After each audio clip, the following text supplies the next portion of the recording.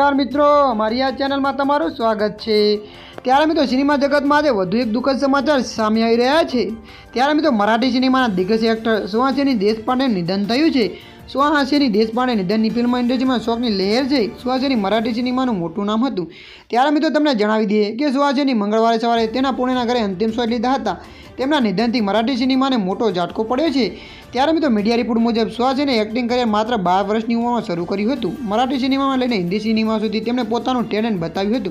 त्यारे मित्रों मळती माहिती अनुसार तमने ए पण जणावी दीए कि सुहासिनी हिंदी सिनेमामां पण पोतानी अभिनय कुशळ फैलावी हती। जो तमे बॉलीवुड सुपरस्टार अजय देवगननी 2011 सुपरहिट फिल्म सिंघम जोई होय तो तमे तेमां सुहासिनी जोई हशे। रोहित शेट्टी द्वारा निर्देशित आ फिल्म में दिग्गज एक्टर अभिनेत्री काजल अग्रवालनी दादीनो रोल प्ले कर्यो हतो। तमने जणावी दीए कि सिंघम पछी ते क्यारेय बॉलीवुडमां जोवा मळी नथी। हिंदी सिनेमामां आ तेमनी छेल्ली फिल्म हती। त्यारे मित्रों हाल माटे आटलुं। मळीशुं नवा अपडेट साथे। जो विडियो तमने पसंद आवे लाइक शेर अने सब्सक्राइब करी नाखजो। धन्यवाद।